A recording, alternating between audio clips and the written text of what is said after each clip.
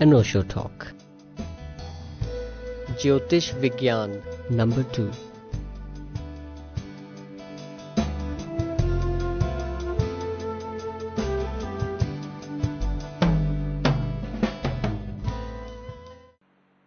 बहुत बार सत्य खोज लिए जाते, खो जाते। बहुत बार हमें सत्य पकड़ में आ जाता है, फिर खो जाता है। ज्योतिष उन बड़े से बड़े सत्यों में से एक है जो पूरा का पूरा ख्याल में आ चुका और खो गया। उसे फिर से ख्याल में लाने के लिए बड़ी कठिनाई है। इसलिए मैं बहुत सी दिशाओं से आपसे बात कर रहा हूं, क्योंकि ज्योतिष पे सीधी बात करनी का अर्थ होता है कि वो जो सड़क पर ज्योतिषी बैठा है, शायद मैं उसके संबंध में कुछ कह रहा हूं, जिसको आप 4 आने देके और अपना भविष्य फल निकलवा आते हैं, शायद उसके संबंध में या उसके समर्थन में कुछ कह रहा हूं। नहीं, ज्योतिष के नाम पर 100 में से 99 धोखाधड़ी, और वो जो 100वां आदमी है 99 को छोड़ के उसे समझना बहुत मुश्किल है, क्योंकि वो कभी इतना डॉगमेटिक नहीं हो सकता कि कह दे कि ऐसा होगा ही, क्योंकि वो जानता है कि ज्योतिष बहुत बड़ी घटना है। इतनी बड़ी घटना है कि आदमी बहुत झिझक के ही वहां पैर रख सकता है। जब मैं ज्योतिष के संबंध में कुछ कह रहा हूं तो मेरा प्रयोजन है कि मैं उस पूरे विज्ञान को आपको बहुत तरफ से उसके दर्शन करा दूं, उस महल के, तो फिर आप भीतर बहुत आश्वस्त होकर प्रवेश कर सकें। और मैं जब ज्योतिष की बात कर रहा हूं तो ज्योतिषी की बात नहीं कर रहा हूं, उतनी छोटी बात नहीं है, पर आदमी की उत्सुकता उसी में है कि उसे पता चल जाए कि वो उसकी लड़की की शादी इस साल होगी कि नहीं होगी। इस संबंध में यह भी आपको कह दूं कि ज्योतिष के 3 हिस्से हैं। एक जिसे हम कहें अनिवार्य, एसेंशियल, जिसमें रत्ती भर फर्क नहीं होता, वही सर्वाधिक कठिन है उसे जानना। फिर उसके बाहर की परिधि है नॉन एसेंशियल, जिसमें सब परिवर्तन हो सकते हैं, मगर हम उसी को जानने को उत्सुक होते हैं। और उन दोनों के बीच में एक परिधि है सेमी एसेंशियल, अर्ध अनिवार्य, जिसमें जानने से परिवर्तन हो सकते हैं, ना जानने से कभी परिवर्तन नहीं होंगे। 3 हिस्से कर लें। एसेंशियल जो बिल्कुल गहरा है, अनिवार्य जिसमें कोई अंतर नहीं हो सकता। उसे जानने के बाद उसके साथ सहयोग करने के सिवाय कोई उपाय नहीं। धर्मों ने इस अनिवार्य तत्व की खोज के लिए ही ज्योतिष की इजाद की, उस तरफ गए। उसके बाद दूसरा हिस्सा है सेमी एसेंशियल, अर्ध अनिवार्य। अगर जान लेंगे तो बदल सकते हैं, अगर नहीं जानेंगे तो नहीं बदल पाएंगे। अज्ञान रहेगा तो जो होना है वही होगा, ज्ञान होगा तो अल्टरनेटिव्स हैं, विकल्प हैं, बदलाहट हो सकती। और तीसरा सबसे ऊपर का सरफेस, वो है नॉन एसेंशियल। उसमें कुछ भी जरूरी नहीं, सब संयोगिक। लेकिन हम जिस ज्योतिषी की बात समझते हैं वो नॉन एसेंशियल का ही मामला है। एक आदमी कहता है मेरी नौकरी लग जाएगी या नहीं लग जाएगी। चांतारों के प्रभाव से आपकी नौकरी के लगने न लगने का कोई भी गहरा संबंध नहीं। एक आदमी पूछता है मेरी शादी हो जाएगी नहीं हो जाएगी। शादी के बिना भी समाज हो सकता है। एक आदमी पूछता है कि मैं गरीब रहूंगा कि अमीर रहूंगा। एक समाज कम्युनिस्ट हो सकता है, कोई गरीब और अमीर नहीं होगा। इन नॉन एसेंशियल हिस्से हैं जो हम पूछते हैं। एक आदमी पूछता है कि 80 साल में मैं सड़क पर से गुजर रहा था और एक संतरे के छिलके पे पैर पड़ के गिर पड़ा, तो मेरे चांद तारों का इसमें कोई हाथ है या नहीं। अब कोई चांद तारे से तय नहीं किया जा सकता कि फला फला नाम के संतरे से और फला फला सड़क पर आपका पैर फिसले। इन निपट गंवारी। लेकिन हमारी उत्सुकता इसमें है कि आज हम निकलेंगे सड़क पर से तो कोई छिलके पे पैर पड़ के खिसल तो नहीं जाएगा। ये नॉन एसेंशियल है। 1000 कारणों पर निर्भर है लेकिन इसके होने की कोई अनिवार्यता नहीं। इसका बीइंग से, आत्मा से कोई संबंध नहीं है। एक घटनाओं की सतह है। ज्योतिष से इसका कोई लेना देना नहीं है। और चूंकि ज्योतिषी इसी तरह की बातचीत में लगे रहते हैं, इसलिए ज्योतिष का भवन गिर गया। ज्योतिष के भवन के गिर जाने का कारण यह हुआ कि ये बातें बेवकूफी की। कोई भी बुद्धिमान आदमी इस बात को मानने को राजी नहीं हो सकता कि मैं जिस दिन पैदा हुआ उस दिन लिखा था कि मरीन ड्राइव पर फला फला दिन में एक छिलके पे मेरा पैर पड़ जाएगा और मैं खिसल जाऊंगा। ना तो मेरे खिसलने का चांद तारों से कोई प्रयोजन है, ना उस छिलके का कोई प्रयोजन। इन बातों से संबंधित होने के कारण ज्योतिष बदनाम हुआ। और हम सबकी उत्सुकता यही है कि ऐसा पता चल जाए। इससे कोई संबंध नहीं।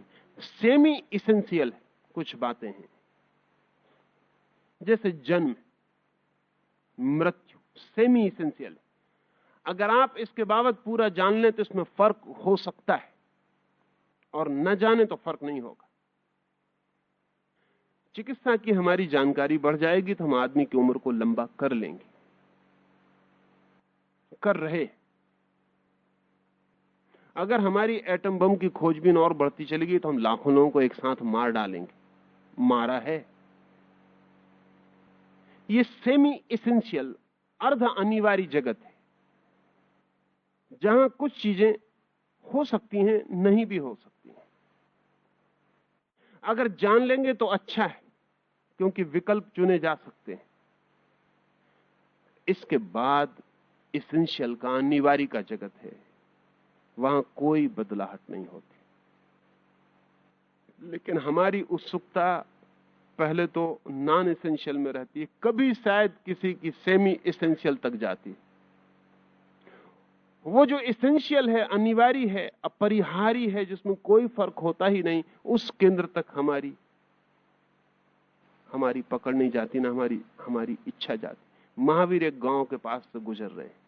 महावीर का एक शिष्य गौशालक उनके साथ है, जो बाद में उनका विरोधी हो गए। एक पौधे के पास से दोनों गुजरते हैं। गौशालक महावीर से कहता है कि सुनिए, ये पौधा लगा हुआ है, क्या सोचते हैं आप, ये फूल तक पहुंचेगा या नहीं पहुंचेगा?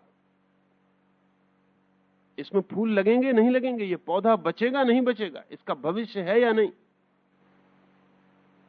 महावीर आंख बंद करके उसी पौधे के पास खड़े हो जाते। गौशालक पूछता है कि कहिए, आंख बंद करने से क्या होगा, टालिए मत। उसे पता भी नहीं कि महावीर आंख बंद करके क्यों खड़े हो गए। वो इसेंशियल की खोज कर रहे हैं। इस पौधे के बीइंग में उतरना जरूरी है, इस पौधे की आत्मा में उतरना जरूरी है। बिना इसके नहीं कहा जा सकता कि क्या होगा। आंख खोलकर महावीर कहते हैं कि ये पौधा फूल तक पहुंचेगा। गौशालक उनके सामने ही पौधे को उखाड़ के फेंक देता है और खिलखिला के हंसता है, क्योंकि इससे ज्यादा और अतर्क प्रमाण क्या होगा? महावीर के लिए कुछ कहने की अब और जरूरत क्या है? उसने पौधे को उखाड़ के फेंक दिया। उसने कहा कि देख ले। वो हंसता है, महावीर मुस्कुराते हैं और दोनों अपने रास्ते चले आते हैं। 7 दिन बाद वे वापस उसी रास्ते पर लौट रहे हैं। जैसे ही महावीर और वे दोनों अपने आश्रम में पहुंचे, जहां उन्हें ठहर जाना है, बड़ी भयंकर वर्षा हुई। 7 दिन तक मूसलाधार पानी पड़ता रहा। 7 दिन तक निकल नहीं सके। फिर लौट रहे हैं। जब लौटते हैं तो ठीक उस जगह आके महावीर खड़े हो गए जहां वो 7 दिन पहले आंख बंद करके खड़े थे। देखा कि वो पौधा खड़ा है। जोर से वर्षा हुई, उसकी जड़ें वापस गीली जमीन को पकड़ गईं, वो पौधा खड़ा हो गया। महावीर फिर आंख बंद करके उसके पास खड़े हो गए। गौशालक बहुत परेशान हुआ, इस पौधे को फेंक गए थे। महावीर ने आंख खोली। गौशालक ने पूछा कि हैरानी, आश्चर्य, इस पौधे को हम उखाड़ के फेंक गए थे, तो फिर खड़ा हो गया है। महावीर ने कहा, यह फूल तक पहुंचेगा, और इसीलिए मैं आंख बंद करके खड़े होकर इसे देखा। इसकी आंतरिक पोटेंशियलिटी, इसकी आंतरिक संभावना क्या है, इसके भीतर की स्थिति क्या है। तुम इसे बाहर से फेंक दोगे उठा के तो भी ये अपने पैर जमा के खड़ा हो सकेगा? ये कहीं आत्मघाती तो नहीं है, सुसाइडल इंस्टिंक्ट तो नहीं है इस पौधे में, कहीं ये मरने को उत्सुक तो नहीं है, अन्यथा तुम्हारा सहारा लेकर मर जाएगा। ये जीने को तत्पर है। अगर ये जीने को तत्पर है तो मैं जानता था कि तुम इसे उखाड़ कर फेंक दोगे। गौसालक ने कहा, आप क्या कहते?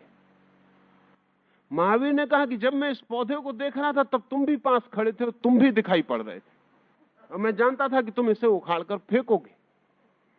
इसलिए ठीक से जान लेना जरूरी है कि पौधे की खड़े रहने की आंतरिक क्षमता कितनी है, इसके पास आत्मबल कितना है।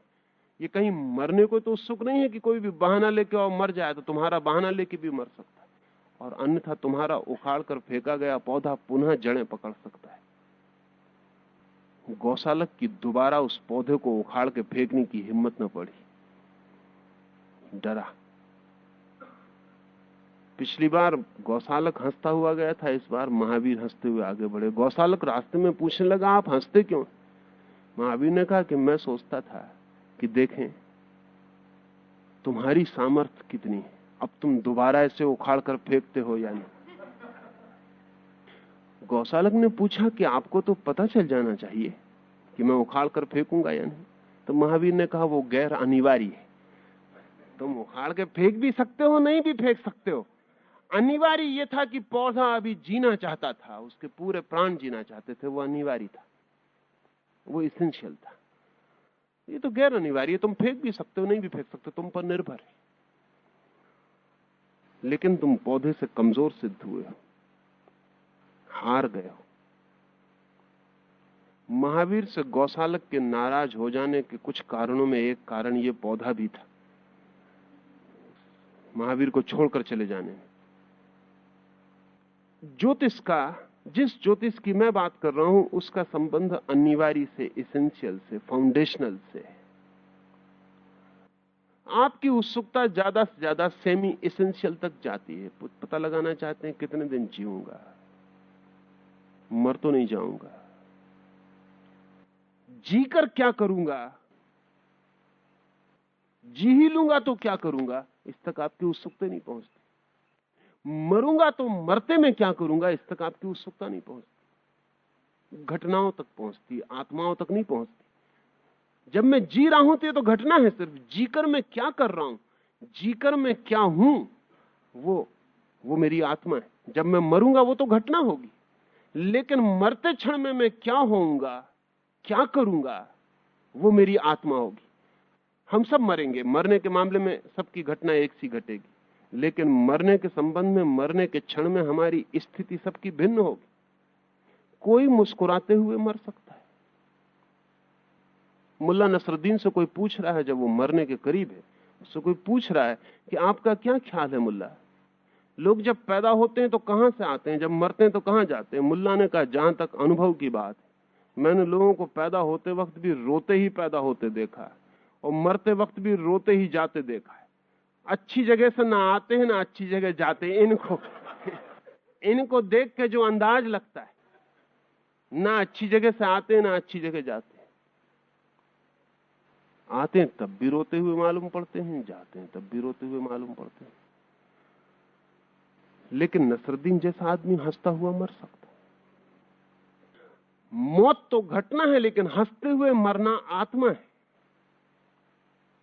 तो आप कभी ज्योतिषी से पूछे कि मैं हंसते हुए मरूंगा कि रोते हुए? नहीं पूछा होगा। पूरी पृथ्वी पे एक आदमी नहीं पूछा ज्योतिषी जाके कि मैं मरते वक्त हंसते हुए मरूंगा कि रोते हुए मरूंगा। ये पूछने जैसी बात है, लेकिन ये एसेंशियल एस्ट्रोलॉजी से जुड़ी हुई बात। आप पूछते हैं कब मरूंगा, जैसे मरना अपने आप में मूल्यवान है बहुत। कब तक जीऊंगा, जैसे बस जी लेना काफी है।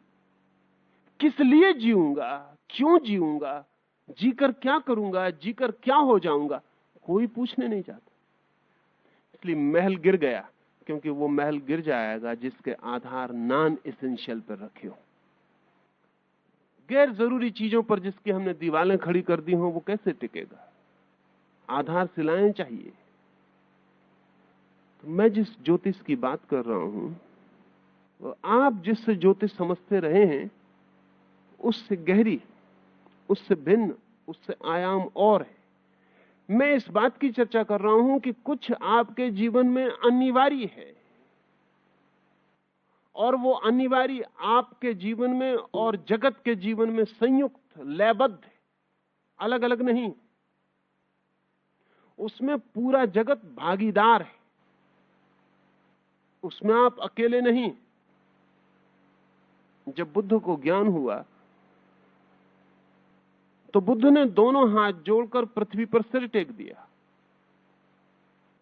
कथा है कि आकाश से देवता बुद्ध को नमस्कार करने आए थे कि वो परम ज्ञान को उपलब्ध हुए। बुद्ध को पृथ्वी पर हाथ टेके सिर रखे देखकर वो चकित हुए। उन्होंने पूछा कि तुम और किसको नमस्कार कर रहे हो, क्योंकि हम तो तुम्हें नमस्कार करने स्वर्ग से आते हैं और हम तो नहीं जानते कि बुद्ध भी किसी को नमस्कार करे ऐसा कोई है। बुद्ध तो आखिरी बात है। तो बुद्ध ने आंखें खोली और बुद्ध ने कहा जो भी घटित हुआ है उसमें मैं अकेला नहीं, सारा विश्व। तो इस सबको धन्यवाद देने के लिए सिर टेक दिया है। ये एसेंशियल एस्ट्रोलॉजी से बंधी हुई बात है। सारा जगत, इसलिए बुद्ध अपने भिक्षुओं से कहते थे कि जब भी तुम्हें कुछ भी भीतरी आनंद मिले तत्क्षण अनुग्रहित हो जाना समस्त जगत के, क्योंकि तुम अकेले नहीं हो। अगर सूरज ना निकलता, अगर चांद ना निकलता, अगर एक रत्ती भर भी घटना और घटी होती तो तुम्हें यह नहीं होने वाला था जो हुआ है। माना कि तुम्हें हुआ है, लेकिन सबका हाथ है, सारा जगत उसमें इकट्ठा है। एक कॉस्मिक, जागतिक अंतर संबंध का नाम ज्योतिष है। तो बुद्ध ऐसा नहीं कहेंगे कि मुझे हुआ है। बुद्ध इतने कहते हैं कि जगत को मेरे मध्य हुआ है। ये जो घटना घटी है एनलाइटनमेंट की, ये जो प्रकाश का आविर्भाव हुआ है, ये जगत ने मेरे बहाने जाना है। मैं सिर्फ एक बहाना हूं, एक क्रॉस रोड जहां सारे जगत के रास्ते आके मिल गए। कभी आपने ख्याल किया कि चौराहा बड़ा भारी होता है, लेकिन चौराहा अपने में कुछ नहीं होता। वो जो चार रास्ते आके मिले होते हैं, उन चारों को हटा लें तो चौराहा विदा हो जाता है। हम सब क्रिस क्रॉस पॉइंट्स हैं, जहां जगत की अनंत शक्तियां आके एक बिंदु को काटती हैं, वहां व्यक्ति निर्मित हो जाता है, इंडिविजुअल बन जाता है। तो वो जो सारभूत ज्योतिष है, उसका अर्थ केवल इतना ही है कि हम अलग नहीं, एक, उस एक ब्रह्म के साथ, उस एक ब्रह्मांड के साथ है, और प्रत्येक घटना भागीदार है।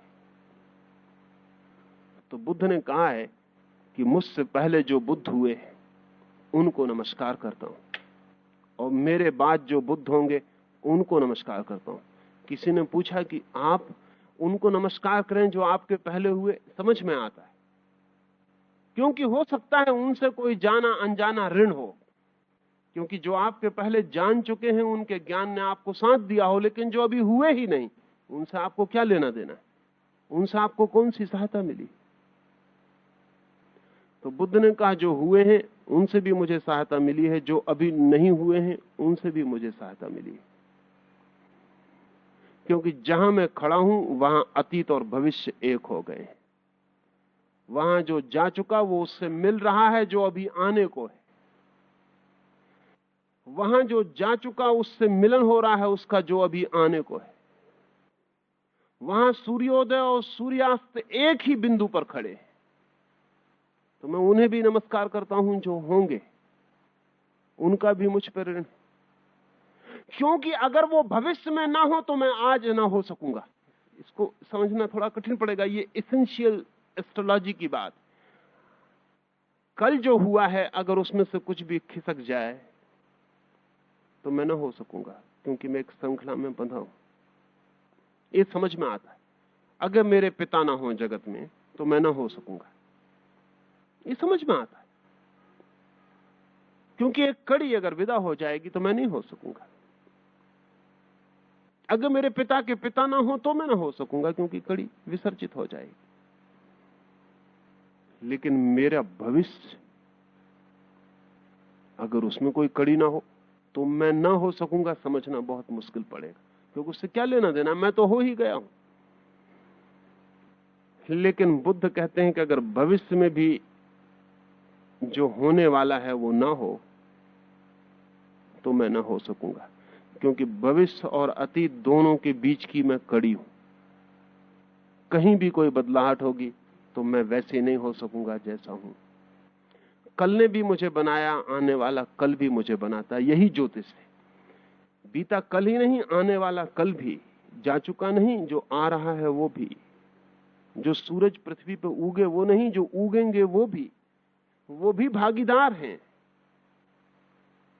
वो भी आज के क्षण को निर्मित कर रहे हैं, क्योंकि जो वर्तमान का क्षण है ये हो ही ना सकेगा अगर भविष्य का क्षण इसके आगे ना खड़ा हो। उसके सहारे ही ये हो पाता है। हम सबके हाथ भविष्य के कंधे पर रखे हुए, हम सबके पैर अतीत के कंधों पर पड़े हुए, हम सबके हाथ भविष्य के कंधों पर रखे हुए। नीचे तो हमें दिखाई पड़ता है कि अगर मेरे नीचे जो खड़ा है वो ना हो तो मैं गिर जाऊंगा, लेकिन भविष्य में मेरे जो फैले हाथ हैं, वो जो कंधों को पकड़े हुए हैं, अगर वो भी ना हो तो भी मैं गिर जाऊंगा। जब कोई व्यक्ति अपने को इतनी आंतरिक एकता में अतीत और भविष्य के बीच जुड़ा हुआ पाता है, तब वो ज्योतिष को समझ पाता, तब ज्योतिष धर्म बन जाता है, तब ज्योतिष अध्यात्म हो जाता है। और नहीं तो वो जो नॉन एसेंशियल है, गैर जरूरी है, उससे जुड़ के ज्योतिष सड़क की मदारीगिरी हो जाता है, उसका फिर कोई मूल्य नहीं रह जाता। श्रेष्ठतम विज्ञान भी जमीन पर पड़ के धूल की कीमत के हो जाते हैं। हम उनका क्या उपयोग करते हैं, इस पर सारी बात निर्भर है। इसलिए मैं बहुत द्वारों से एक तरफ आपको धक्का दे रहा हूं कि आपको यह ख्याल में आ सके कि सब संयुक्त है। संयुक्तता, इस जगत का एक परिवार होना या एक ऑर्गेनिक बॉडी होना, एक शरीर की तरह होना। मैं सांस लेता हूं तो पूरा शरीर प्रभावित होता है। सूरज सांस लेता है तो पृथ्वी प्रभावित होती है, और दूर के महासूर्य हैं वो भी कुछ करते हैं तो पृथ्वी प्रभावित होती, और पृथ्वी प्रभावित होती तो हम प्रभावित होते। सब चीज, छोटा सा रोआ तक महान सूर्यों के साथ जुड़ के कपता है, कंपित होता है। ये ख्याल में आ जाए तो हम सारभूत ज्योतिष में प्रवेश कर सकें, और असारभूत ज्योतिष की जो व्यर्थताएं हैं उनसे भी बच सकें। क्षुद्रतम बातें हम ज्योतिष से जोड़ के बैठ गए हैं, अति क्षुद्र, जिनका कहीं भी कोई मूल्य नहीं, और उनको जोड़ने की वजह से बड़ी कठिनाई होती है। जैसे हमने जोड़ रखा है कि एक आदमी गरीब पैदा होगा या एक आदमी अमीर पैदा होगा तो इसका संबंध ज्योतिष से होगा। नहीं, गैर जरूरी बात है। अगर आप नहीं जानते हैं तो ज्योतिष से संबंध जुड़ा रहेगा, अगर आप जान लेते हैं तो आपके हाथ में आ जाएगा। एक बहुत मीठी कहानी आपको कहूं तो ख्याल में आए। जिंदगी ऐसा ही बैलेंस है, ऐसा ही संतुलन है। मोहम्मद का एक शिष्य है अली, और अली मोहम्मद से पूछता है कि बड़ा विवाद है सदा से कि मनुष्य स्वतंत्र है अपने कृत्य में या परतंत्र, बंधा है कि मुक्त, मैं जो करना चाहता हूं वो कर सकता हूं या नहीं कर सकता हूं। सदा से आदमी ने ये पूछा है, क्योंकि अगर हम कर ही नहीं सकते कुछ तो फिर किसी आदमी को कहना चोरी मत करो, झूठ मत बोलो, ईमानदार बनो, ना समझी। एक आदमी अगर चोर होने को ही बंधा है तो ये समझाते फिरना कि चोरी मत करो, नासमझी। या फिर यह हो सकता है कि एक आदमी के भाग में बधा है कि वो यही समझाता रहे कि चोरी ना करो, जानते हुए कि चोर चोरी करेगा, बेईमान बेईमानी करेगा, असाधु असाधु होगा, हत्या करने वाला हत्या करेगा, लेकिन अपने भाग में यह बधा है कि अपन लोगों को कहते फिरो कि चोरी मत करो। एब्सर्ड है। अगर सब सुनिश्चित है तो समस्त शिक्षाएं बेकार है। सब प्रोफेट, सब पैगंबर, सब तीर्थंकर व्यर्थ है। महावीर से भी लोग पूछते हैं, बुद्ध से भी लोग पूछते हैं कि अगर होना है वही होना है तो आप समझा क्यों रहे, किस लिए समझा रहे। मोहम्मद से भी अली पूछता है कि आप क्या कहते हैं। अगर महावीर से पूछा होता अली ने तो महावीर ने जटिल उत्तर दिया होता, अगर बुद्ध से पूछा होता तो बड़ी गहरी बात कही होती, लेकिन मोहम्मद ने वैसा उत्तर दिया जो अली की समझ में आ सकता था। कई बार मोहम्मद के उत्तर बहुत सीधे और साफ है। अक्सर ऐसा होता है, जो लोग कम पढ़े लिखे हैं, ग्रामीण हैं, उनके उत्तर सीधे और साफ होते हैं, जैसे कबीर के या नानक के या मोहम्मद के या जीसस के। बुद्ध और महावीर के और कृष्ण के उत्तर जटिल है। वो संस्कृति का मक्खन है। जीसस की बात ऐसी जैसे किसी ने लठ सिर पे मार दिया हो। कबीर तो कहते ही हैं, कबीरा खड़ा बाजार में लिए लुकाठी हाथ, लठ लिए बाजार में खड़े, कोई आए हम उसका सिर खोल दें। मोहम्मद ने कोई बहुत मेटाफिजिकल बात नहीं की। मोहम्मद ने कहा अली एक पैर उठा के खड़ा हो जा। अली ने कहा कि हम पूछते हैं कि कर्म करने में आदमी स्वतंत्र है कि परतंत्र। मोहम्मद ने कहा तू पहले एक पैर उठा। अली बेचारा एक पैर, बायां पैर उठा के खड़ा हो गया। मोहम्मद ने कहा अब तू दायां भी उठा ले। अली ने कहा आप क्या बातें करते हैं। तो मोहम्मद ने कहा कि अगर तू चाहता पहले तो दायां भी उठा सकता था, अब नहीं उठा सकता। तो मोहम्मद ने कहा कि एक पैर उठाने को आदमी सदा स्वतंत्र है, लेकिन एक पैर उठाती तत्काल दूसरा पैर बंध जाता है।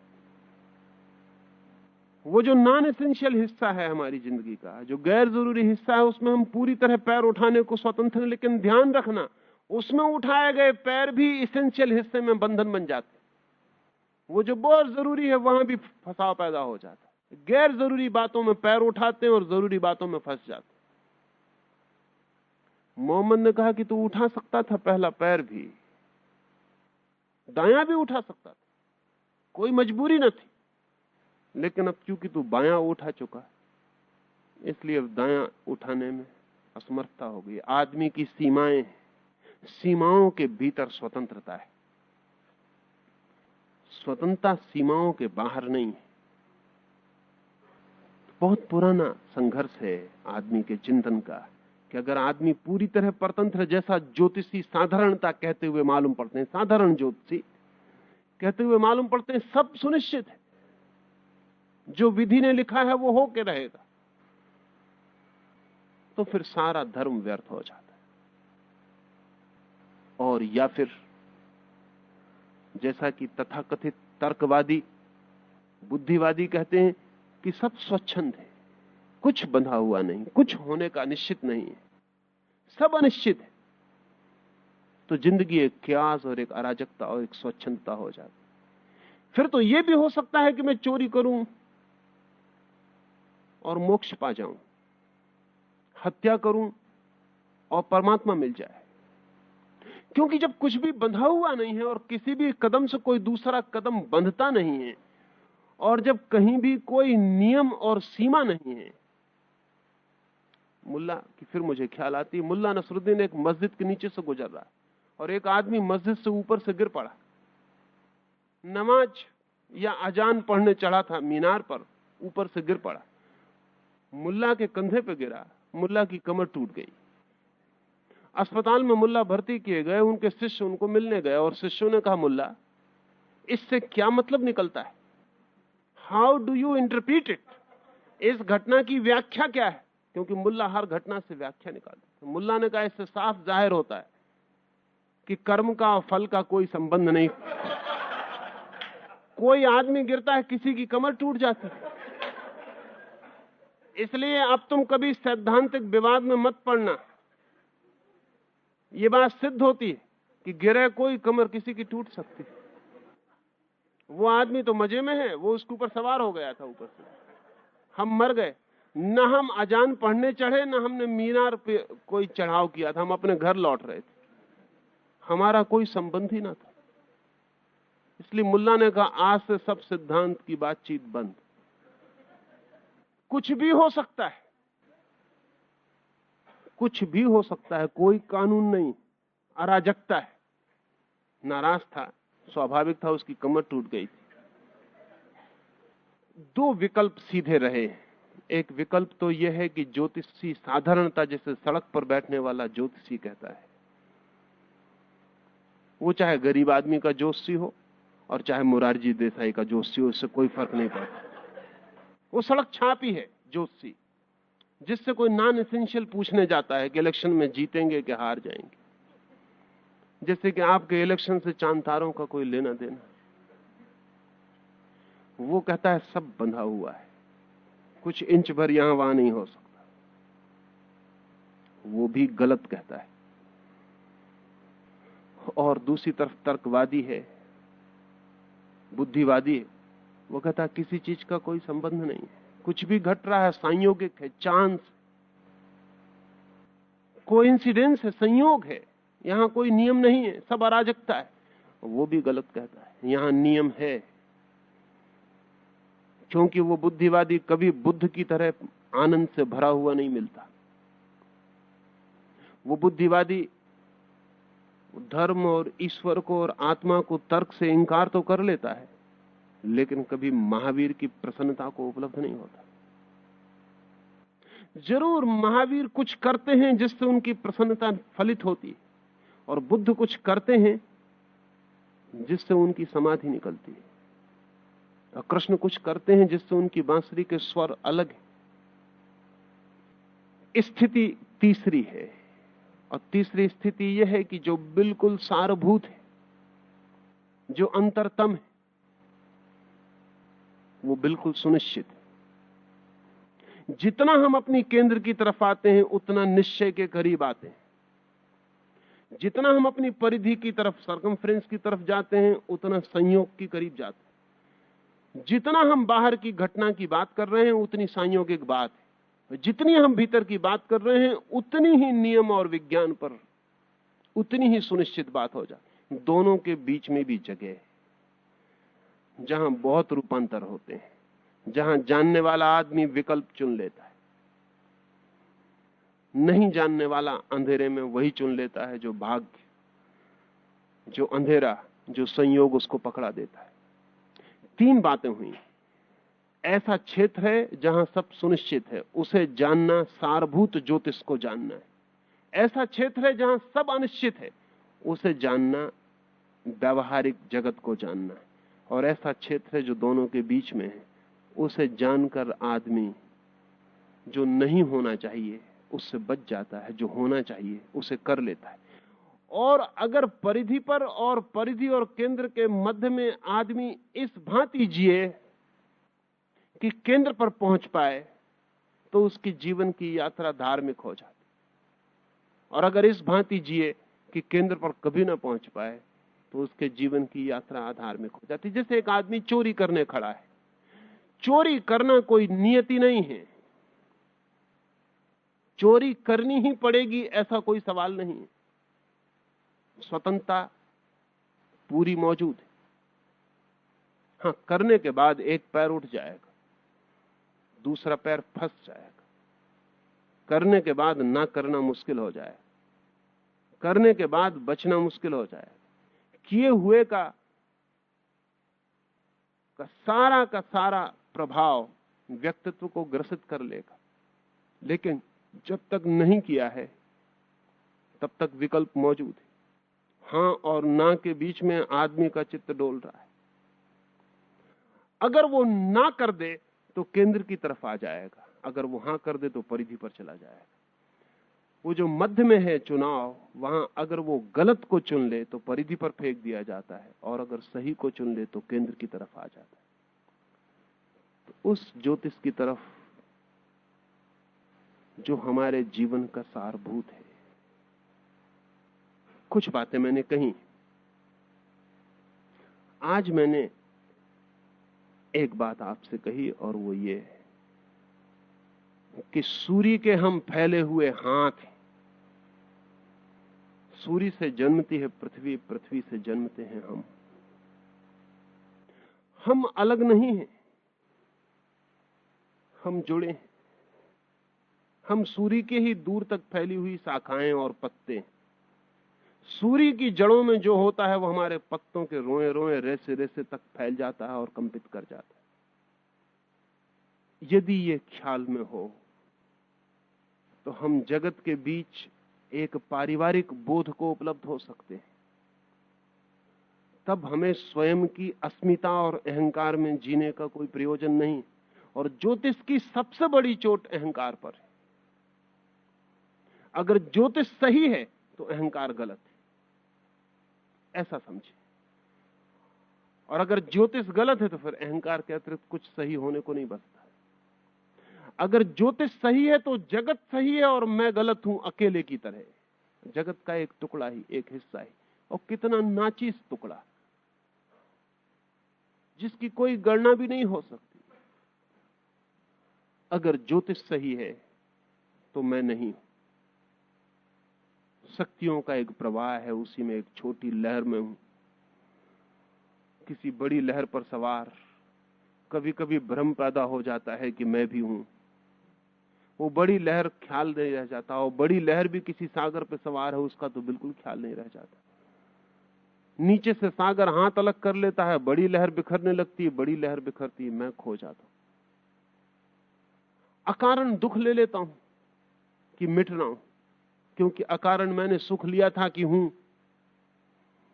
अगर उसी वक्त देख लेता कि मैं नहीं हूं, बड़ी लहर है, बड़ा सागर है, सागर की मर्जी उठता हूं, सागर की मर्जी खो जाता हूं। अगर ऐसी भावदशा बन जाती कि अनंत की मर्जी का मैं एक हिस्सा हूं, तो कोई दुख न था। हां, वो तथाकथित सुख भी फिर नहीं हो सकता जो हम लेते रहते हैं। मैंने जीता, मैंने कमाया, वो सुख भी नहीं रह जाएगा। वो दुख भी नहीं रह जाएगा कि मैं मिटा, मैं बर्बाद हुआ, मैं टूट गया, मैं नष्ट हो गया, हार गया, पराजित हुआ। वो दुख भी नहीं रह जाएगा। और जब ये दोनों सुख और दुख नहीं रह जाते हैं, तब हम उस सारभूत जगत में प्रवेश करते हैं जहां आनंद है। ज्योतिष आनंद का द्वार बन जाता है। अगर हम ऐसा देखें कि वो हमारी अस्मिता को गलाता है, हमारे अहंकार को बिखेरता है, हमारी ईगो को हटा देता है। लेकिन जब हम बाजार में, सड़क पर ज्योतिषी के पास जाते हैं तो अपने अहंकार की सुरक्षा के लिए पूछने की घाटा तो नहीं लगेगा, ये लॉटरी मिल जाएगी, नहीं मिलेगी। ये धंधा हाथ में लेते हैं, सफलता निश्चित है। अहंकार के लिए हम पूछने जाते हैं। और मजा यह है कि ज्योतिष पूरा का पूरा अहंकार के विपरीत है। ज्योतिष का अर्थ ही यह है कि आप नहीं हो, जगत है। आप नहीं हो, ब्रह्मांड है, विराट शक्तियों का प्रभाव है, आप कुछ भी नहीं हो। इस ज्योतिष की तरफ ख्याल आए, और तभी आ सकता है जब हम इस विराट जगत के बीच अपने को एक हिस्से की तरह देखें। इसलिए मैंने कहा कि सूर्य से किस भांति सारा का सारा संयुक्त और जुड़ा हुआ है। अगर सूर्य से हमें पता चल जाए कि हम जुड़े हुए हैं, तो फिर हमको पता चलेगा कि सूर्य और महासूर्यों से जुड़ा हुआ है। कोई 4 अरब सूर्य हैं, और वैज्ञानिक कहते हैं कि इन सभी सूर्यों का जन्म किसी महासूर्य से हुआ है। अब तक हमें उसका कोई अंदाज नहीं, वो कहां होगा। जैसे पृथ्वी अपनी कील पर घूमती है और साथ ही सूरज का चक्कर लगाती है, ऐसे ही सूरज अपनी कील पर घूमता है और किसी बिंदु का चक्कर लगा रहा है। उस बिंदु का ठीक ठीक पता नहीं वो बिंदु क्या है जिसका सूरज चक्कर लगा रहा है। विराट चक्कर जारी। जिस बिंदु को सूरज चक्कर लगा रहा है, वो बिंदु और सूरज का पूरा सौर परिवार भी किसी और महाबिंदु के चक्कर में संलग्न है। मंदिरों में परिक्रमा बनी है, वो परिक्रमा इसका प्रतीक है कि इस जगत में सारी चीजें किसी की परिक्रमा कर रही हैं।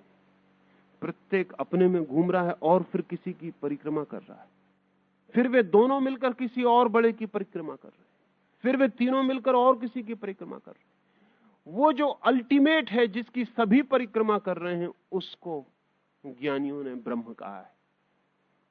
उस अंतिम को जो किसी की परिक्रमा नहीं कर रहा, जो अपने में भी नहीं घूम रहा और किसी की परिक्रमा भी नहीं कर रहा। ध्यान रखें, जो अपने में घूमेगा वो किसी की परिक्रमा जरूर करेगा, जो अपने में भी नहीं घूमेगा वो फिर किसी की परिक्रमा नहीं करता। वो शून्य और शांत, वो धुरी, वो कील जिस पर सारा ब्रह्मांड घूम रहा है, जिससे सारा ब्रह्मांड फैलता है और सिकुड़ता है। हिंदुओं ने तो सोचा है कि जैसे कली फूल बनती है फिर बिखर जाती, ऐसे ही पूरा जगत खिलता है, फैलता है, एक्सपेंड होता है, फिर प्रलय को उपलब्ध हो जाता है। जैसे दिन होता है और रात होती है, ऐसे ही सारा जगत का दिन है और फिर सारे जगत की रात हो जाती है। जैसे मैंने कहा कि 11 वर्ष की एक लय, 90 वर्ष की एक लय, ऐसा हिंदू विचार का ख्याल है कि अरबों खरबों वर्ष की भी एक लय है। उस लय में जगत उठता है, जवान होता है, पृथ्वियां पैदा होती हैं, चांद तारे फैलते हैं, बस्तियां, लोग जन्मते हैं, करोड़ों करोड़ों प्राणी पैदा होते हैं, और कोई एक अकेली पृथ्वी पर हो जाते हैं, ऐसा नहीं। अब वैज्ञानिक कहते हैं कि कम से कम 50,000 ग्रहों पर जीवन होना चाहिए, कम से कम। ये मिनिमम है, इतना तो होगा ही, इससे ज्यादा हो सकता है। इतने बड़े विराट जगत में अकेली पृथ्वी पर जीवन हो, यह संभव नहीं मालूम होता। 50,000 ग्रहों पर, 50,000 पृथ्वियों पर जीवन है, अनंत फैलाव है, फिर सब सिकुड़ जाता है। ये पृथ्वी सदा नहीं थी, सदा नहीं होगी। जैसे मैं सदा नहीं था, सदा नहीं होऊंगा, वैसे ये पृथ्वी सदा नहीं थी, सदा नहीं होगी। ये सूरज भी सदा नहीं था, सदा नहीं होगा। ये चांद तारे भी सदा नहीं थे, सदा नहीं होंगे। इनके होने और न होने का वर्तुल घूमता रहता है। उस विराट पहिए में हम भी कहीं एक पहिए की किसी धुरी पर न होने जैसे कहीं हैं। और अगर हम सोचते हो कि हम अलग हैं, तो हमारी स्थिति वैसी है जैसे कोई आदमी ट्रेन में बैठा हो। मैंने सुना है कि एक आदमी एक हवाई जहाज में सवार हुआ और जल्दी पहुंच जाए इसलिए तेजी से हवाई जहाज के भीतर चलने लगा। जल्दी पहुंच जाने के ख्याल से स्वाभाविक तर्क है, अगर जल्दी चलिएगा तो जल्दी पहुंच जाइएगा। यात्रियों ने उसे पकड़ा और कहा कि आप क्या कर रहे हैं? उसने कहा कि मैं थोड़ा जल्दी में हूं। जमीन पर उसका जो तर्क था, वो पहली दफे हवाई जहाज में सवार हुआ था। जमीन पर वो जानता था कि जल्दी चलिए तो जल्दी पहुंच जाते हैं। हवाई जहाज पर भी वो जल्दी चल रहा था। इसका बिना ख्याल किए कि उसके चलना अब इर्रेलेवेंट, अब असंगत है। अब हवाई जहाज चल ही रहा है, वो चल के सिर्फ अपने को थका ले सकता है, जल्दी नहीं पहुंचेगा। ये हो सकता है कि पहुंचते पहुंचते इतना थक जाए कि उठ भी ना पाए। उसे विश्राम कर लेना चाहिए, उसे आंख बंद करके लेट जाना चाहिए। धार्मिक व्यक्ति में उसे कहता हूं जो इस जगत की विराट गति के भीतर विश्राम को उपलब्ध है, जो जानता है विराट चल रहा है, जल्दी नहीं है, मेरी जल्दी से कुछ होगा नहीं। अगर मैं इस विराट की लयबद्धता में एक बना रहूं, वही काफी, वही आनंदपूर्ण। ज्योतिष के लिए मैं इसीलिए आपसे इतनी बातें कहा हूं। ये ख्याल में आ जाए तो ज्योतिष आपके लिए अध्यात्म का द्वार सिद्ध हो सकता है।